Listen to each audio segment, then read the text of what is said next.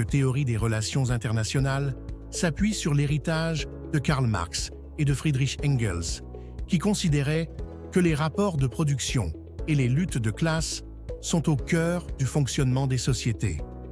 Transposé au niveau international, le marxisme analyse les relations entre États à travers le prisme des rapports économiques, en mettant en lumière l'exploitation et la domination structurelle entre classes sociales et entre nations. Dans cette optique, l'économie mondiale est marquée par une division entre pays capitalistes, industrialisés et pays dépendants ou périphériques, reproduisant à l'échelle globale les dynamiques d'exploitation observées au sein des sociétés. Le marxisme classique insiste sur le fait que l'État n'est pas un acteur neutre, mais un instrument au service de la classe dominante. Dans les relations internationales, cela signifie que les décisions étatiques reflètent souvent les intérêts du capital et des élites économiques. Les guerres, les alliances ou les interventions extérieures sont donc interprétées non pas comme des questions de sécurité nationale abstraites, mais comme des moyens de défendre ou d'élargir les intérêts capitalistes. De ce point de vue, l'impérialisme est compris comme une extension logique du capitalisme, cherchant sans cesse de nouveaux marchés, matières premières et opportunités d'investissement. Le néo-marxisme, qui se développe surtout à partir des années 1960 à 1970, actualise cette perspective en intégrant les transformations du capitalisme mondial. Inspiré notamment par les théories de l'impérialisme de Lénine, les analyses d'Antonio Gramsci sur l'hégémonie culturelle et les approches de l'école de Francfort, le néo-marxisme met en avant des concepts comme la dépendance et le système monde.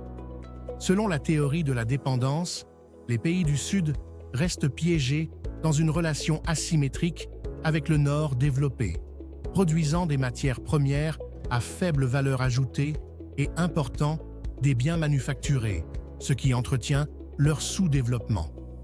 Le système monde, développé par Immanuel Wallerstein, propose quant à lui une vision globale hiérarchisée, composée d'un centre dominant, d'une semi-périphérie et d'une périphérie exploitée. Le néo-marxisme insiste aussi sur l'importance des dimensions idéologiques et culturelles. Gramsci, par exemple, montre que la domination ne repose pas uniquement sur la force matérielle, mais aussi sur la capacité à imposer un certain sens commun, c'est-à-dire des idées et des normes qui légitiment l'ordre capitaliste mondial.